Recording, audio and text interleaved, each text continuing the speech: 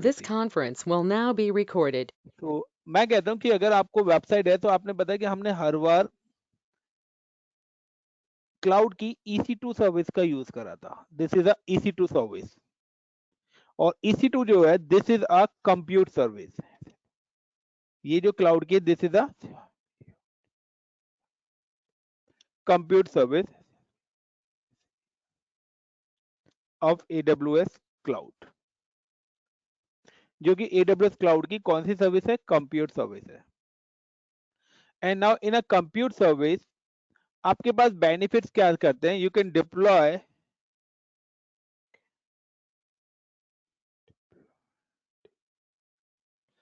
any kind of service. So you can deploy any kinds of service or applications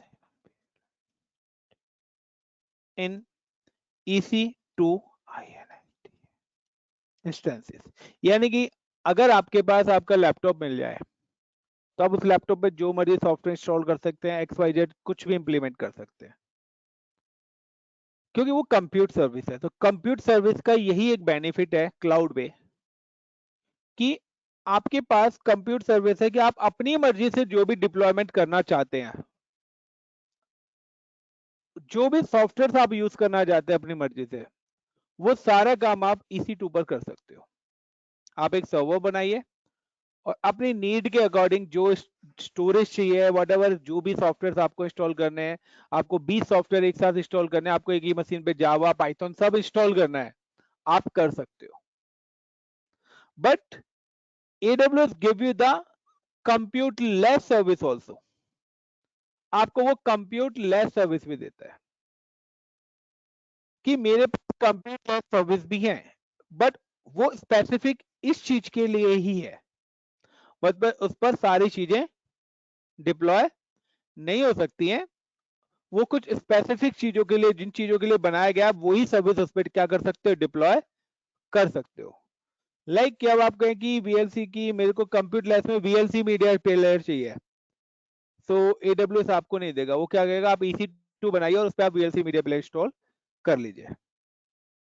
but अगर आप कहते हैं कि मेरे को जावा चाहिए कंप्यूट लेस पे, तो कहेगा हाँ मेरे पास पोर्टल है जहाँ पे ऑलरेडी जावा है, आप जाके अपने जावा का कोड लिखिए और रन करिए। उस केस में ना तो आपको कोई सर्वर लेने की जरूरत है और ना ही आपको कोई जावा इंस्टॉल करने की जरूरत है, सारी चीज ऑटोमेटिकली आपको बनी बनाई मिलेंगी। बट अगर आपको बनी हुई नहीं है तो आप क्या करोगे? पहले एक कंप्यूट सर्वर लोगे, देन उस पर जावा इंस्टॉल करोगे, देन अपने जावा का प्रोजेक्ट स्टार्ट करोगे। Got it the point? Same कि अभी तक हमने जो वेबसाइट डिप्लॉय करी थी, तो deploy website through EC2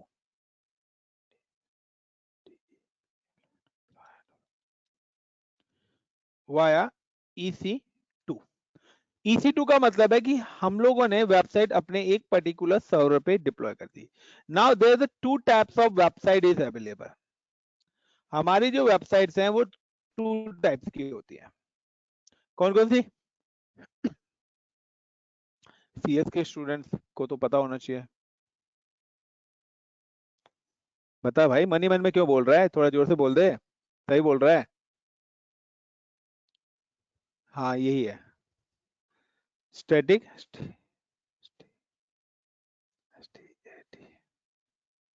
and dynamic. इतनी जोर जोर से मनों में बोलेगा तो मुझे सुनाई नहीं देगा। कह रहे होंगे सर बड़ी जल्दी सुन लिया। तो एक होती है आपकी स्टैटिक और एक होती है डायनामिक। इन EC2 आप कोई भी वेबसाइट डिप्लॉय कर सकते हैं, आइदर स्टैटिक और आइदर डायनामिक। बट स्टैटिक और डायनामिक में क्या फर्क है कि डायनामिक वेबसाइट में आप अपने अकॉर्डिंग कोई भी चीज चेंजेस कर सकते हो और वो ऑटोमेटिकली पब्लिश हो जाएगी। लेकिन स्टैटिक वेबसाइट के अंदर अगर आपने कोई भी चीज चेंज करी तो आपको मैनुअली उसको पब्लिश कराना पड़ेगा। दोनों में ये फर्क है। Got it?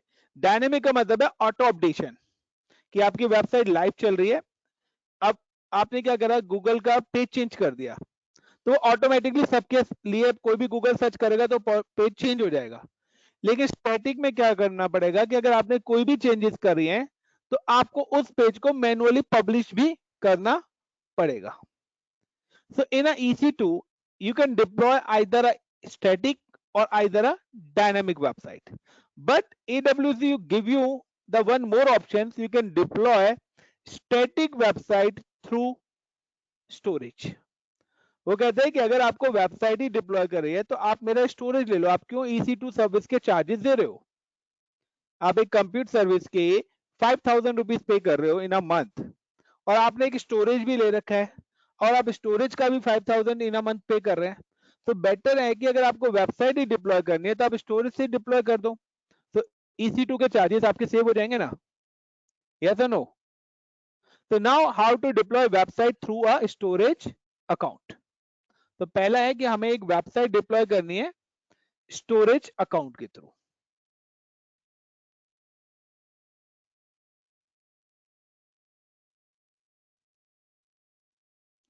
तो this is my S3 storage and अब आता है कि इस स्टोरेज का नाम क्या रखेंगे. तो गाइस, आपको अगर अपनी वेबसाइट पर्टिकुलर किसी नाम से एक्सेस करनी है, लाइक आपने क्या करा, you can go to GoDaddy and buy a domain.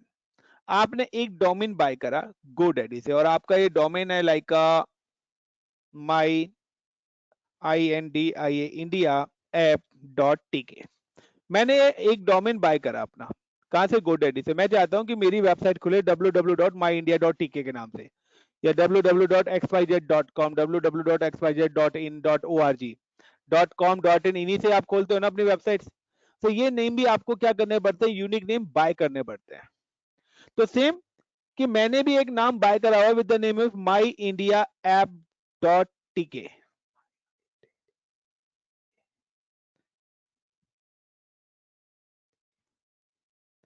My India app .tk. And now कि मैं चाहता हूं कि मेरी जो स्टोरेज के अंदर जो वेबसाइट है वो इस नाम से क्या हो? एक्सेस हो. तो मैं स्टोरेज भी इसी नेम से ही बनाऊंगा, India app .tk. Got it the point everyone? Is it clear guys? जब मैं इंडिया .my ऐप के नाम से बनाऊंगा, then first create storage with same name.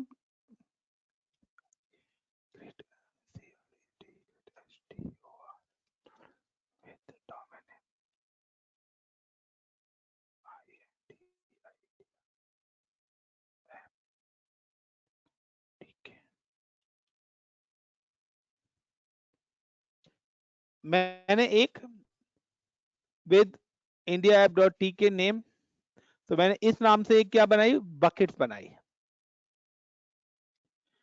Second point, enable public access to bucket. और आपको उस बकेट्स को कौन से एक्सेस देने हैं? पब्लिक एक्सेस देने हैं, क्योंकि वेबसाइट आपको पब्लिकली क्या करनी है? पब्लिश करनी है. सो अगर आप जब तक पब्लिक एक्सेस के राइट्स नहीं देंगे, आपकी वेबसाइट भी क्या होगी? पब्लिक नहीं होगी. देन पॉइंट नंबर 3 पे हमें क्या करना है? Enable static website option.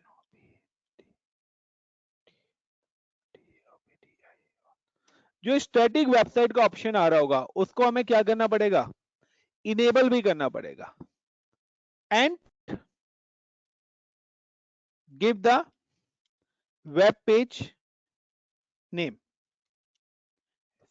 सच एज index.html, जो आपको उनका प्राइमरी पेज होता है, इंडेक्स का HTML होता है.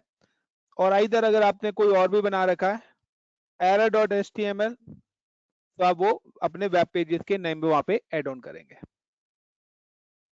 तो ये 3 ऑप्शंस करने के बाद पॉइंट 1, 2 एंड 3,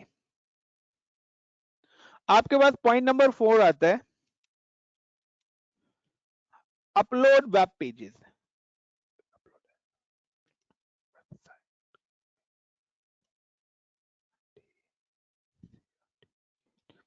आपको वेबसाइट का कंटेंट क्या करना पड़ेगा?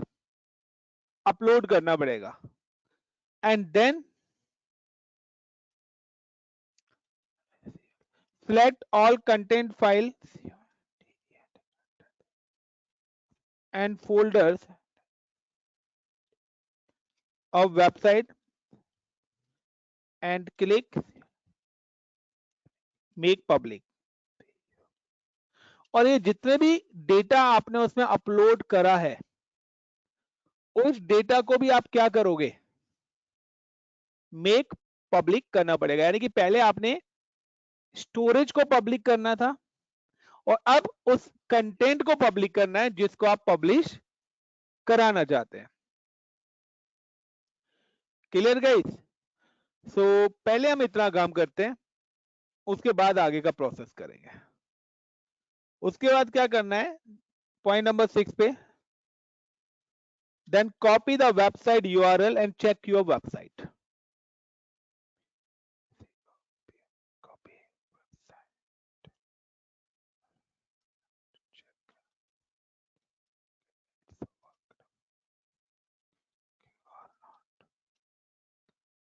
और आपको चेक करना है दिस वर्किंग और नॉट। सो अभी ये यूआरएल से एक्सेस होगी, डोमेन नेम से अभी एक्सेस नहीं होगी। डोमेन नेम से एक्सेस करने के लिए हमें इसके अंदर एक और चीज को एड ऑन करना पड़ेगा। This is the name is also the project 5। Deploy website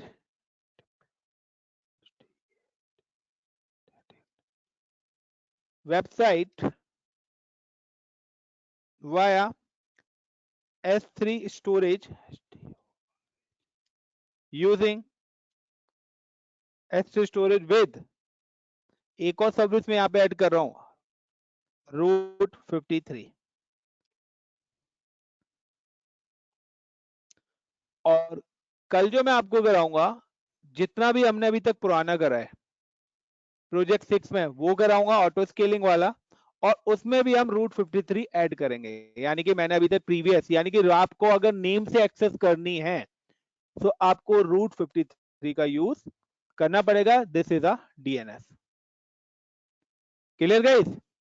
so now I'm just login with portal and search S3 storage,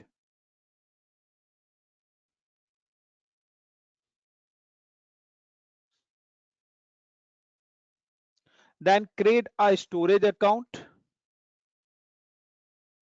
create bucket, name of bucket is my India app.tk। so my India app.tk मैं क्यों कर रहा हूं, क्योंकि मैंने यहाँ पे जो डोमेन लिया हुआ है गाइस, मैंने इसी नेम से अपना डोमेन बाय करा है। सो यू कैन सी कि मैंने फ्री नॉम से डोमेन लिया है। Either you can buy a domain for any location. ICC पिन4tk डोमेन इज अवेलेबल, बट ये मेरा एक्सपायर हो चुका है my domain now. So my India app.tk के नाम से मैंने अपना डोमेन बाय करा हुआ है। Got it? So now I am using a same name, my India app.tk। Now in which location you can deploy, आप अपनी वेबसाइट की लोकेशन कहाँ रखना चाहते हैं। सो मैं तो इंडिया ही रखूंगा। Now public access ACL, object writer, block all public access, sorry allow कर रहा हूं मैं public access, and create buckets. तो यहाँ पे सिर्फ मैंने वर्जनिंग इनेबल करी है। जरूरी नहीं है, अगर आप करना चाहते हो वर्जन कंट्रोल को मैनेज करना तो आप वर्जनिंग भी इनेबल कर सकते हो। बट सिंपल सा है कि मैंने अपना यहाँ पे एक स्टोरेज बनाया है और उस स्टोरेज को मैंने पब्लिक एक्सेस दे दिया। यानी कि स्टेप नंबर 1 और स्टेप नंबर 2, ये दो चीज मैंने enable a public access to bucket. तो पहले मैंने स्टोरेज बनाया और देन उस स्टोरेज को क्या करा है, मैंने पब्लिक एक्सेस दिया है। Now enable static website options. अब मैं वेबसाइट उस बकेट पे कौन सा ऑप्शन इनेबल करूंगा, स्टैटिक वेबसाइट ऑप्शन का। उसको लिए आपको क्या करना है, just click on the bucket name and then go to the bucket properties, and then end of this property you can see the option is available static website hosting, जो कि आपका क्या है, disabled है। now click on edit, then enable, then give the name of the web pages, जो भी आपका main web page हो, like index index.html। तो गाइस देखिए, ये वेब पेज होता है हमारा प्राइमरी, लेकिन इसके अलावा उन्होंने एक और वेब पेज एरर दे रखा है, लाइक error.html। तो इस पेज का कॉन्सेप्ट क्या है कि अगर आपकी वेबसाइट वर्किंग नहीं है उस समय आप मेरी वेबसाइट पे एरर पेज का कंटेंट डिस्प्ले हो। Got it my point. और जैसे ही मेरी वेबसाइट लाइव आती है तो ये एरर पेज ऑटोमेटिकली क्या हो जाएगा, डिस्प्ले नहीं होगा। यानी कि आप अपना एरर डाल रहे हो कि अगर आपका इंडेक्स वर्क नहीं कर रहा तो एरर पेज आपका डिस्प्ले हो। यानी कि कोई ना कोई पेज होगा, या तो इंडेक्स की वेबसाइट होगी और इंडेक्स नहीं होता है तो एरर होगा। लेकिन एरर किस केस में आएगा, जब आपका इंडेक्स वर्क नहीं करेगा। So I'm just give the index.html and error.html and click on save changes. After that I'm just put up point number 4, upload website content. So मेरे पास वेबसाइट के कंटेंट्स गाइस यहाँ पे पड़े हुए हैं। Like I'm just go to the download section and inside the download compressed. So यहाँ पर ये वेबसाइट्स के कंटेंट्स मेरे पास पड़े हुए हैं। So I'm just click, this is my website content. Now I'm just upload this website content in a bucket. तो ये आपके पास बकेट में अपलोड करने के 2 वेज हैं। या तो आप क्या करिए, click on a bucket and upload. पहले आप फाइल अपलोड कर दो और उसके अंदर अगर कोई फोल्डर है तो आप फोल्डर अपलोड कर दो। तो यहाँ पे आप फाइल ऐड फाइल करिए, तो जो भी कंटेंट है आप यहाँ से सिलेक्ट कर सकते हैं। या अगर आपका ज्यादा ही डेटा है तो आप इसको इस तरीके से सिलेक्ट करिए। Now drag and draw features भी आप यूज कर सकते हैं। So now I'm upload all files and then click on upload. तो या तो आप ड्रैग एंड ड्रॉप भी कर सकते हैं अपना डेटा को मूव करने के लिए स्टोरेज अकाउंट के अंदर, या आप फाइल को सिलेक्ट कर सकते हैं। तो चॉइस इज योर कि आप कौन सा ऑप्शन यूज करना चाहते हैं। एक और ऑप्शन आगे आएगा, आप इनमें से कोई भी नहीं करना चाहते हो तो आगे बताएंगे, भविष्य में जरूरत पड़ सकता है आपको।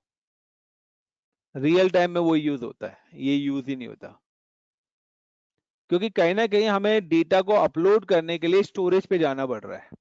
यानी कि पहले हमें अपना अकाउंट से लॉगिन करना पड़ेगा, फिर स्टोरेज सेलेक्ट करनी पड़ेगी। हो सकता है वहां पे 1000 स्टोरेज हो, यस और नो। तो इसलिए हम ये वाला प्रोसेस रियल टाइम में यूज नहीं करते हैं। जब आगे मैं मैपिंग बताऊंगा स्टोरेज को EC2 के साथ, तो फिर सिर्फ आपके जैसे C और D ड्राइव आता है ना, ऐसे ही आपकी स्टोरेज भी वहां पे एक ड्राइव बन के आ जाएगी और आप अपने लैपटॉप पे डेटा रखिए, वो ऑटोमेटिकली क्लाउड पे सेव होगा। आपको कोई कॉपी पेस्ट कुछ नहीं करना। आप पेन ड्राइव लगाइए, वहां से आप अपनी ड्राइव में जैसे कॉपी करते हो C ड्राइव D ड्राइव में, ऐसे वहां भी क्लाउड की ड्राइव आएगी, आप उसके अंदर कॉपी कर दो, डेटा आपका क्लाउड पे मूव हो जाएगा। So now guys close. और उसके बाद मुझे क्या करना है, select this all and actions and make a public. Then see the point number 4, point number 6 हो गया, सभी कंटेंट्स को मैंने पब्लिक कर दिया। नाउ टेस्ट अ वेबसाइट कि मेरी वेबसाइट वर्किंग है या नहीं है। So I am just go to storage account property and copy the static website URL। यहाँ पे देखिए ये इतना बड़ा URL आपको दे रहा है, बट इतना बड़ा URL हम कभी भी वेबसाइट को एक्सेस करने के लिए यूज नहीं करते हैं। सो मैं तो चाहता हूं कि मेरा URL मेरे myapp.com के नाम से है .tk। तो अगर आप नेमिंग के थ्रू करना चाहते हैं तो वो सारी चीजें हम बाद में करेंगे। Now click on copy and paste in a browser, then click. Clear everyone? Guys is it clear? और ये आपकी वेबसाइट यहाँ पर ओपन हो गई। नाउ कि अगर मैं इसको नाम से एक्सेस करना चाहता हूँ तो ट्राई करके देखते हैं, पहले कभी करा नहीं है बट आज करके देख लेते हैं।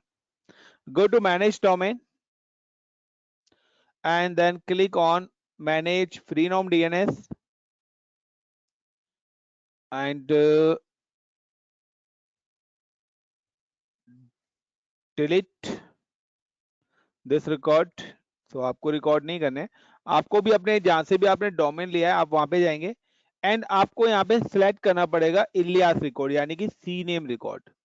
सी नेम रिकॉर्ड को हम बोलते हैं alias record and paste the website URL, जो भी मेरा URL है वो आपको यहाँ पे क्या कर देना है, पेस्ट कर देना है एंड सेव चेंजेस.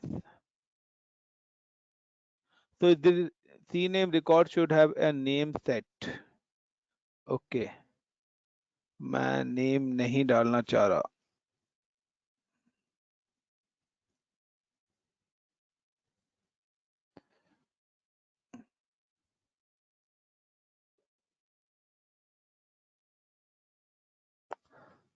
चलिए ये यहां से नहीं लेगा. अब देखिए दो वे हैं कि या तो आप अपने सर्विस प्रोवाइडर के पास जाके अपने रिकॉर्ड्स बनाइए नाम से एक्सेस करने के लिए, या आप सर्विस प्रोवाइडर से राइट्स AWS अपने पास ले ले. तो अगर हम क्लाउड यूज कर रहे हैं तो हम सर्विस प्रोवाइडर के पास तो जाएंगे नहीं, हम तो चाहेंगे कि जो भी चीजें हम अपने क्लाउड पे यूज करें. तो मैं क्या कहता हूं कि हम कभी भी ये वाला प्रोसेस भी रियल टाइम में यूज नहीं करते. हम क्या करेंगे, अपने डोमेन के राइट्स अपने पास ट्रांसफर कर लेंगे और फिर हम क्लाउड के पोर्टल से ही सारी चीजें मैनेज करेंगे. हमें यहाँ पर जाने की जरूरत नहीं है. अभी हम कहाँ जा रहे हैं, जहां से हमने डोमेन लिया है वहां पे मूव होना पड़ रहा है, बट मैं नहीं चाहता कि ये वाला प्रोसेस भी हो. तो हम क्या करते हैं, इसके लिए हमें यूज करनी पड़ेगी रूट 53. तो गाइज ये तो पहला हो गया कि मैंने स्टैटिक वेबसाइट यहाँ पे डिप्लॉय कर दी. नाउ बट इतने बड़े नाम से कौन एक्सेस करेगा. मैं आपको कहता हूं कि मेरी जो वेबसाइट है वो पर्टिकुलर इस नाम से एक्सेस हो, यानी कि मैं चाहता हूं इसको मैप करना, यानी कि जो भी मेरा URL था उस URL को मैं इस नाम से एक्सेस करना चाहता हूं. और इस नाम से एक्सेस करने के लिए आपको कॉन्फ़िगर करना पड़ेगा रूट 53. आपको कौन सी सर्विस के साथ इस डोमेन को कनेक्ट करना पड़ेगा, रूट 53 के साथ. So how to connect, how to connect, how to create records in a root 53. So सबसे पहले how to register domain in a root 53. सबसे पहले तो जो डोमेन मैंने खरीदा है उस डोमेन को मैं क्या करूंगा, रजिस्टर्ड करूंगा रूट 53 पर. तो उसके लिए मुझे क्या करना पड़ेगा, now you can just go to the root 53.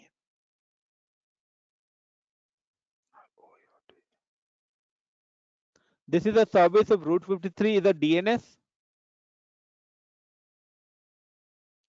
and आप चाहो तो डोमेन AWS से भी बाय कर सकते हो, बट बेटर है कि आप GoDaddy वगैरह से करिए तो आप किसी भी क्लाउड पे उसको मूव करा सकते हो.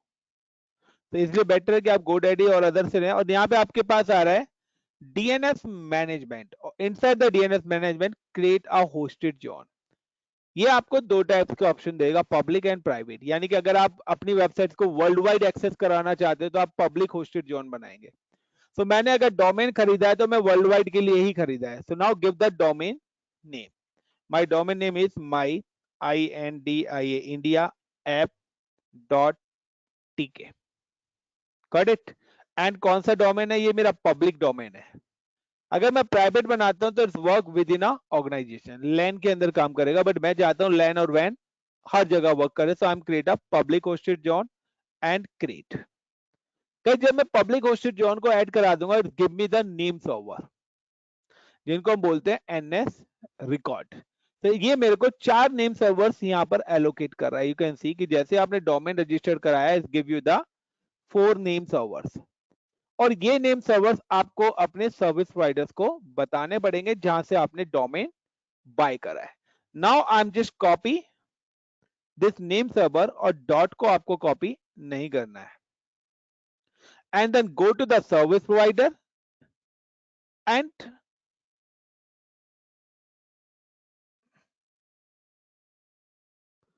Click on domain name. जो भी आपका डोमेन है आपको उस डोमेन पे जाना है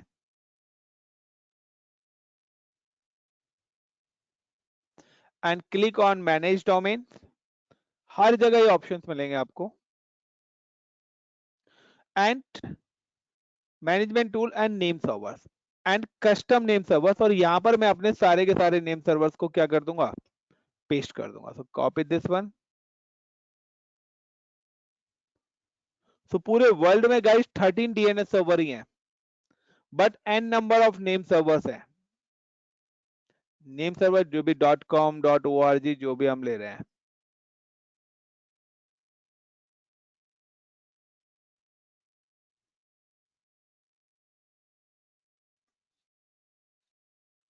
तो एनएस रिकॉर्ड कराना है, स्टार्ट ऑफ अथॉरिटी रिकॉर्ड्स आपको नहीं कराना है।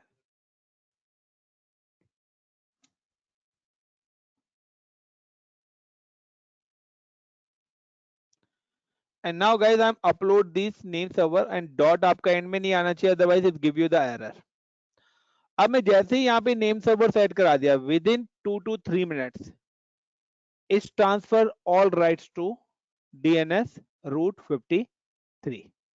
और अब मेरे को अगर इलियास रिकॉर्ड बनाना है तो मैं रूट 53 से जाके क्रिएट कर सकता हूं। So how to create record. So यहाँ पे मेरा सक्सेसफुली सेव हो गया। Then I am go to the root 53 and you can see कि यहाँ पे आपके पास ऑप्शन आ रहा है क्रिएट अ रिकॉर्ड।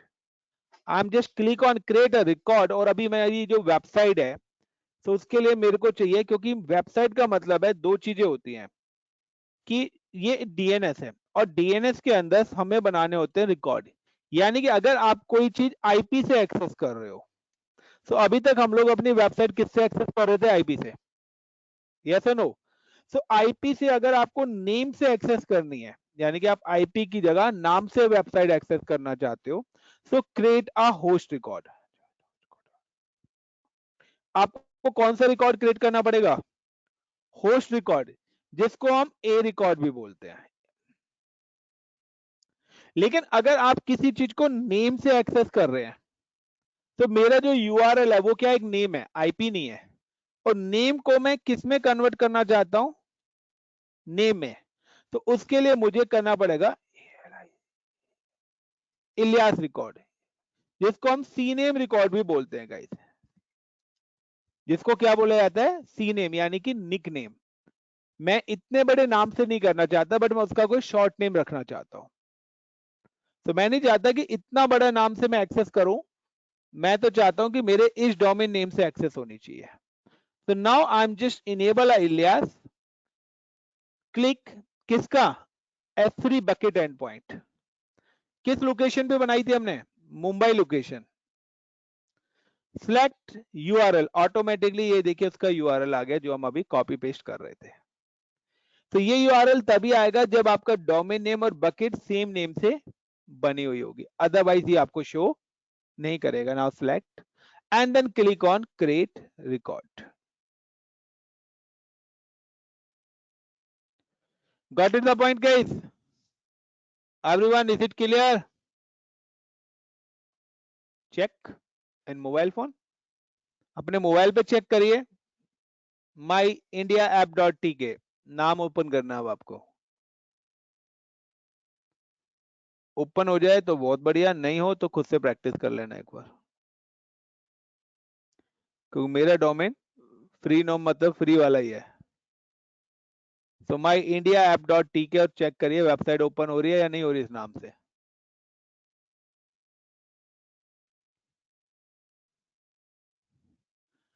सो अगर आपने ऑटो स्केलिंग करी है, तो ऑटो स्केलिंग में भी हम क्या कर रहे थे? लोड बैलेंसर के यूआरएल से वेबसाइट एक्सेस कर रहे थे, यस और नो? सो आप चाहो तो लोड बैलेंसर के यूआरएल को भी यहाँ पे चेंज कर सकते हो। क्रिएट रिकॉर्ड, लाइक मैं चाहता हूं कि लोड बैलेंसर का जो यूआरएल है वो एक्सेस हो us.myindiaapp.tk के नाम से। So you can give the name and select Ilyas.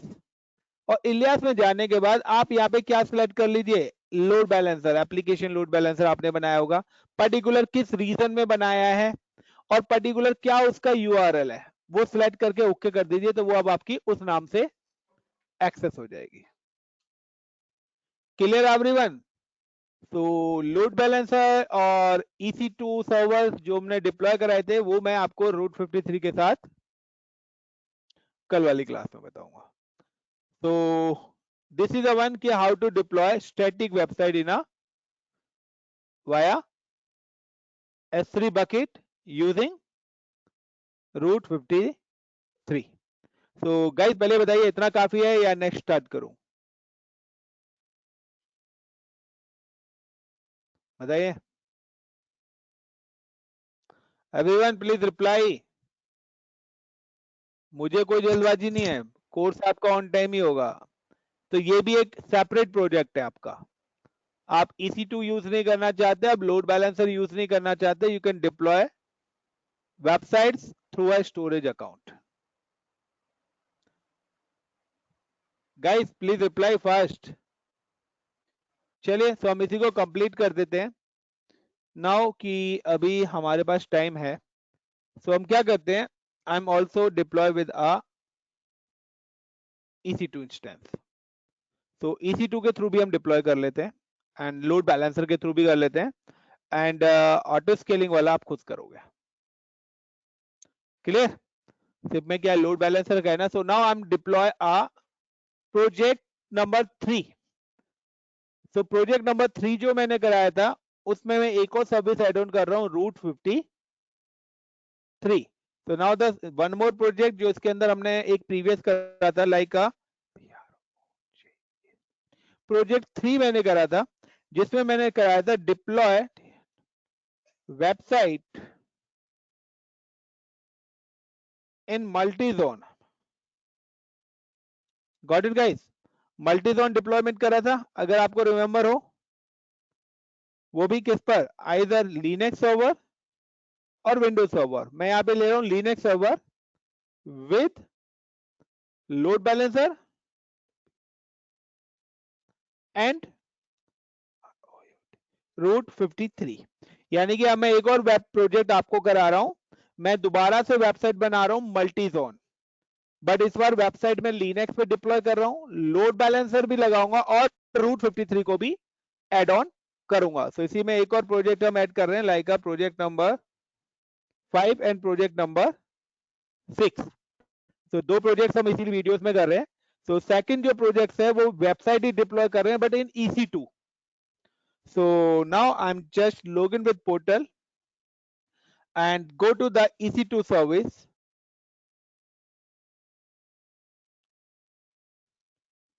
and first of all create a two Linux server in two different zone।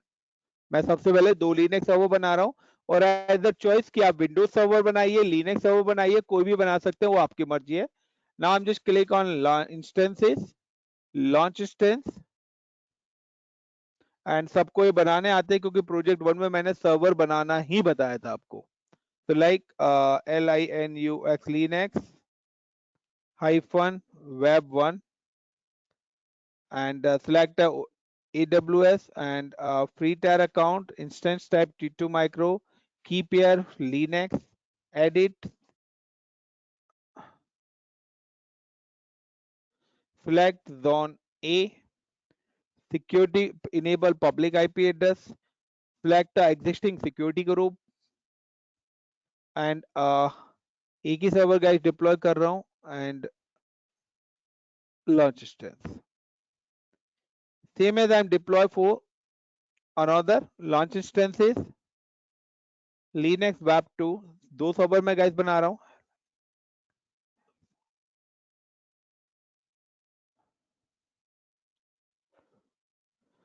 and Amazon Linux and T2 micro key pair. I'm select the same key pair for Linux.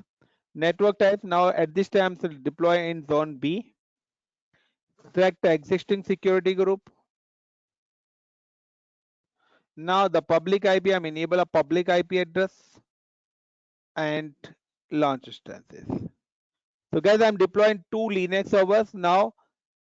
Second point, I'm deploy both Linux server website. अब मैं दोनों Linux पर क्या कर रहा हूँ, website deploy कर रहा हूँ। So now copy the public IP address and go to the Putty software, paste appearance, increase the font size, SSH, inside the SSH authentication, then click on a browse and select the key pair, then open, accept. Now EC2-user and sudo su hyphen yum install httpd -y HTTPD software install कर रहा हूँ guys, VIM index.html, एक index.html file बना रहा हूँ, i4 insert WELCOME, welcome to my Linux web server server 1 in zone A. Now escape colon WQ, then SYSTEM system, or then I'm just move this website in MV move index.html/var slash www slash html location and SYSTEM system CTL restart HTTPD. And now guys you can see कि अब मेरे को ये website access करनी है. I'm just copy the public IP and paste in a browser.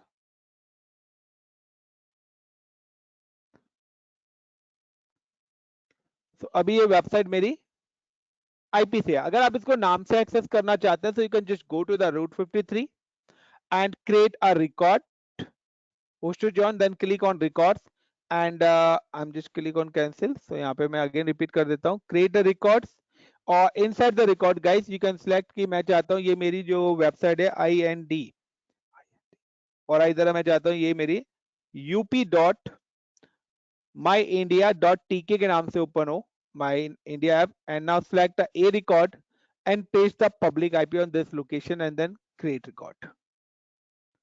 So guys please check करिए up.myindia.app.tk open करिए और आप देखिएगा इस नाम से वेबसाइट ओपन हो रही है. तो आप एक ही वेबसाइट के मल्टीपल नेम रख सकते हो रही है ओपन? नहीं, चलो मैं चेक कर लेता हूँ. up.myindia.app.tk. नाउ गाइस मैं इसी का और भी नाम रख सकता हूँ, लाइक मैं इसी का नाम रखना चाहता हूँ तो मैं यहाँ पे नाम रख सकता हूँ लाइक यूएस. सेम वेबसाइट को मैंने यूएस का बना दिया. आप क्या सोचोगे अलग अलग यूआरएल है तो अलग अलग सर्वर से पब्लिश हो रही है वेबसाइट? यस और नो? यही होता है ना, बट एक ही सर्वर है. सेम वेबसाइट आपकी यूएस डॉट से भी खुलेगी. आप 100 नाम रख लीजिए, तो कभी भी आपकी हैकिंग होती है तो आपके डीएनएस पे होता है, क्योंकि डीएनएस का काम है मैपिंग करना. तो जो आप याहू वगैरह एक्सेस करते हैं तो कभी भी आपको ये नहीं पता नाम से क्यों करते हैं, क्योंकि इस केस में हमारा आईपी जो है वो सिक्योर हो जाता है. बट यहाँ पे क्या है कि डायरेक्ट मेरा जो अटैक है वो अभी भी इस पर्टिकुलर आईपी पे जा रहा है. चलिए, सो अब देखिए कि अगर मेरा सर्वर क्रैश हो जाता है तो मेरी वेबसाइट सेकंड सर्वर पे मूव नहीं होगी. मैं चाहता हूं कि मेरे सेकंड सर्वर पे भी मूव हो, क्योंकि अगर ये सर्वर क्रैश हो तो मेरी वेबसाइट सर्वर 2 पे मूव हो जाए. तो उसके लिए हम यूज करते हैं लोड बैलेंसर. तो ये तो हो गया आपका IP2 नेम, कि अगर आपको कोई भी वेबसाइट आईपी की जगह नेम से एक्सेस करनी है तो आप कर सकते हैं. लाइक मैंने यहाँ पे यूपी लिखा, नेक्स्ट टाइम मैं यहाँ पे अगर एक्सेस करता हूँ us.myindia.app.tk, so आप किसी भी नाम से ओपन कर सकते हैं, यूएस नाम से इंडिया, और आप जो भी नाम वहां पे डालेंगे आईपी के साथ मैप करना चाहेंगे आपकी वेबसाइट पर्टिकुलर उसी नेम से एक्सेसिबल होगी. Now I am just deploy server 2. ये तो मैंने अभी सर्वर 1 करा, आई एम डिप्लॉइंग सर्वर 2. मैं एक वेबसाइट सर्वर 2 पे भी डिप्लॉय कर लेता हूँ. Now the copy this public IP and right click and new session, control V and then click on appearance, change settings. Now go to the SSH, auth, browse, select a key pair, then open EC2-user sudo su hyphen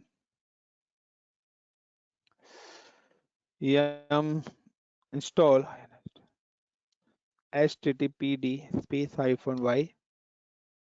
तो ये सारे काम से ये सारी चीजें आप already कर चुके हैं. मैं सिर्फ एक रूट 53 सर्विस को ऐड ऑन कर रहा हूं इसके अंदर. Now vim index index.html i4 insert welcome to my linux linux web server server 2 zone b escape colon wq and mb move index.html in which location slash var slash www slash html location and now system system ctl restart httpd and now guys you can see कि फिलहाल ये अभी आपके IP से access होगी